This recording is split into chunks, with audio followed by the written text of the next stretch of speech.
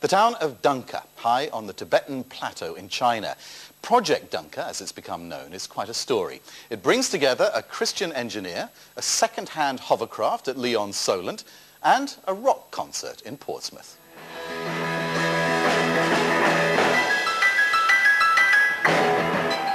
A fundraising concert organised by students at Portsmouth University. The money is to help finance the next chapter in the Project Dengke adventure. In a few months, an expedition will set off to bring practical help to one of the most isolated spots on the planet. The town of Dengke nestles beside the Himalayas of Tibet on the banks of the river Yangtze. 13 years ago, an intrepid group of British adventurers took a bizarre cargo through the mountains to Dengke. When they unpacked it, the town could scarcely believe its eyes. The idea was to see if hovercraft could provide an ambulance service in a region where travelling even short distances can take days. But it was also to put the hovercraft to an extreme test, to take it to the very source of the Yangtze. One of the leaders on the trip is now a professor at Portsmouth University, Mel Richardson.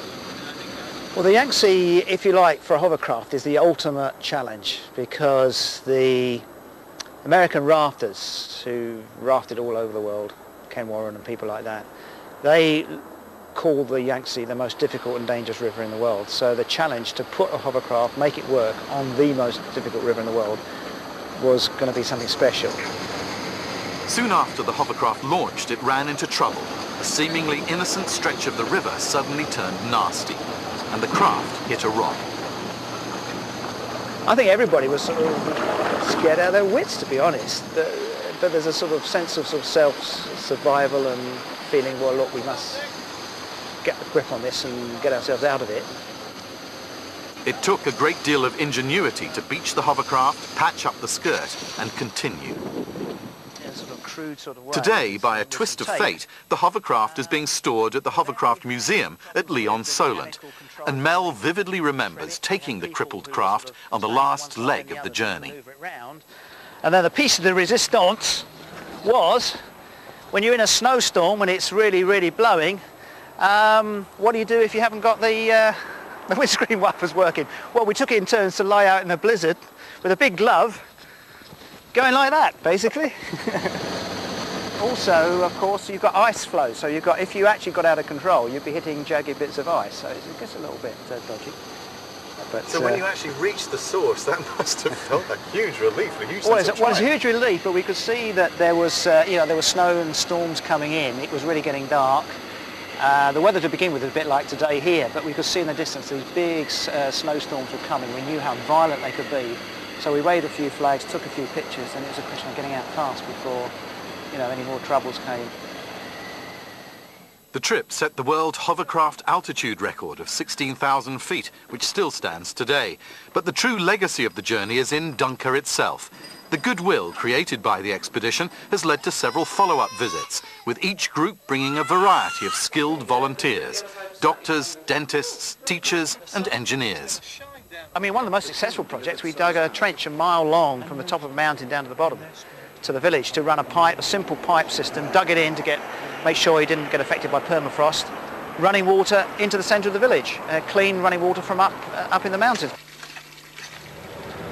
The hovercraft still works, and though it won't be going back to Dengke, the next expedition is taking something else on the cutting edge of technology. Much more tomorrow, but that's all from the team. So, a professor of engineering at the University of Portsmouth has a unique relationship with the town. It began, as you may remember from yesterday's programme, when he took a hovercraft to Dengke 13 years ago to travel up to the source of the Yangtze. He's been back several times since, and now he's getting ready to go again.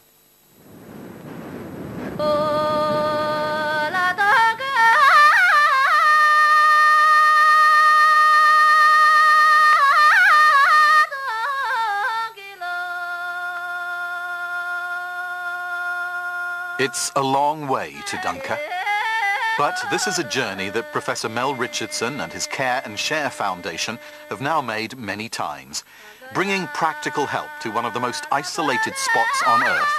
Help that begins, a world away, in an engineering laboratory at the University of Portsmouth. Here, researchers are working at the cutting edge of technology, designing and testing new materials. The lab has attracted the attention of engineers from around the world. But the project closest to Professor Richardson's heart is in Dengke. Well, the new project is perhaps the most ambitious thing we've ever done yet, and that is we've been offered land to build an orphanage and friendship centre. But that in itself poses huge problems of paperwork and bureaucracy and being a foreigner, you know, in a strange land, and it's very complicated, but it's a very good project and something which we are very much looking forward to. The orphanage in Dengke will be modelled on this one in another part of China several hundred miles away.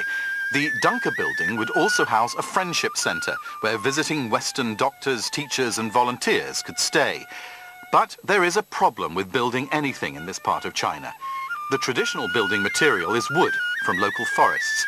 But felling trees alongside the Yangtze leaves bare, sandy banks that silt up the river, and that has caused terrible floods in recent years. So the Chinese authorities have banned the chopping down of trees in this part of the country. Mel thinks he has found an alternative. When you take a pod, okay, inside, you take the peas out, peas come out. What you do with this? What I'm doing here is I'm going around collecting fibrous material from around the Dengke village.